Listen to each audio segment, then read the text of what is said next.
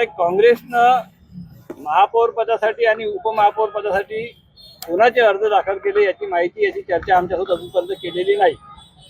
जरी आम्ही त्यांच्यासोबत निवडणूकपूर्व आघाडीमध्ये असलो तरी. त्यामुळे आम्ही आमच्या महानगर आघाडीतर्फे आज या ठिकाणी उपमहापौर पदाचा अर्ज दाखल केलेला आहे. 5 वर्ष आम्ही महानगरपालिकेत भ्रष्टाचाराच्या विरोधात लढलो. सगळी सखोल माहिती आम्हाला आहे. प्रशासनावर वचक कसा मिळवायचा, शहराच्या समस्या कशा सोडवायच्या. मी स्वतः म्हणायला नाही पाहिजे, पण मी उच्च शिक्षित आहे, बी मेकॅनिकल आहे. 8 वर्षाचा महानगरपालिकेचा अनुभव आणि प्रामाणिकपणे काम केलं, म्हणून प्रभागातल्या लोकांनी 4 सीटा उमेदवार निवडून दिले. शहरातल्या लोकांनी सगळ्यांनी आमची मदत केली. अशावेळी लोकभावना आहे की आम्ही एखाद्या चांगल्या पदावर जाऊन शहराला न्याय दिला पाहिजे, नागरिकांना न्याय दिला पाहिजे. महानगरपालिकेवर एक प्रकारचं प्रशासनावर एक पकड निर्माण केली पाहिजे. अशा वेळी आमच्यापेक्षा चांगला कॅन्डिडेट जर काँग्रेसकडे असेल तर आम्ही उमेदवारी अर्ज मागे घेऊ. सक्षम जर असेल तर उमेदवारी अर्ज मागे घेऊ. त्यांनी किती घोटाळे उघडकीस आणले ते आम्हाला सांगावं, कशा पद्धतीने आतापर्यंत जे कामं केली ते सांगावं. ते तसं जर नसेल, महिला ओबीसी मध्ये महापौर पदासाठी आरक्षण आहे, त्या ठिकाणी आम्ही समर्थन द्यायला आजही तयार आहोत.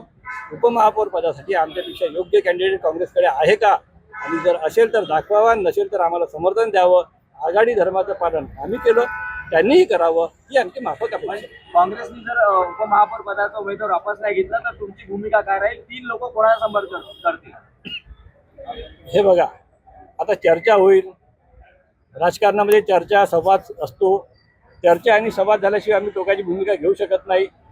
10 तारखेला निवडणूक आहे, त्यामुळे आज त्या मुद्द्यावर बोलणं योग्य नाही आहे. 10 तारखेपर्यंत अर्ज वापस घेण्याची तारीख आहे. मला अपेक्षा आहे, निश्चित विश्वास आहे की आघाडी धर्माचं पालन ते करतील.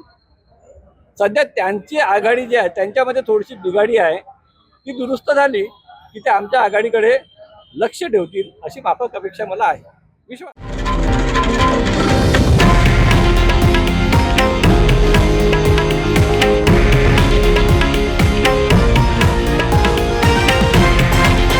हे आहे देशातील नंबर 1 न्यूज नेटवर्क आणि आपण पाहत आहात TV9 मराठी, एकमेव.